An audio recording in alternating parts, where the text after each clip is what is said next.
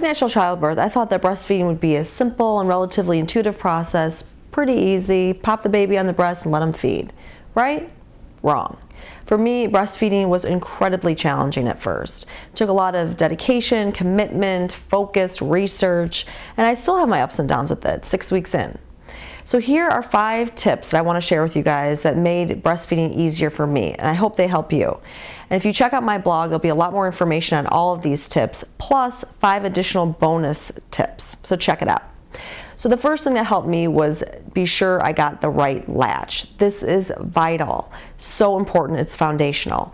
I think this is a lot of reason why women quit breastfeeding, because if you don't have the right latch, it's going to hurt, your baby's going to be frustrated, and it's just going to be not an enjoyable experience. So in a nutshell, basically you want to get the base of your breast and that areola into the baby's mouth, because what that does is it pushes the nipple up to stimulate that high palate, which then kicks in the sucking reflex for the baby. Second tip, get help early. I was really fortunate. There was a lactation consultant who was absolutely phenomenal right there at the hospital, day 2 of Griffin's birth.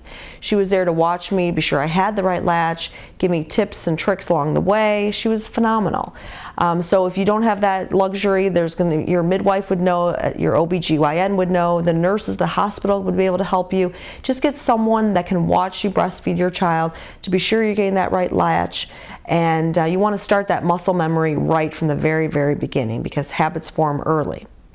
Third tip, burp them. This seems like so basic, you know, and it's something that I absolutely hate doing with Griffin. At the beginning, I would literally do it for like maybe 5-15 seconds, and then if I didn't hear a burp, I was done. Oh, he doesn't need to burp. Wrong. He does need to burp. My baby needs to burp after every single time he nurses. And now there are times I literally spend more time burping him than I do nursing him, but it's so important, because as a result, he's happier, he's less fussy, he doesn't have gas, and he's not spitting up. Fourth tip, experiment with different breastfeeding positions. You know, I read somewhere that for a newborn, the cross-cradle is really vital because it helps support their head. That is so the truth. Griffin does great with that position and ensures that he stays on throughout the duration of the breastfeeding. For a lot of my friends that had trouble with latching, the football hold was a huge helpful position for them.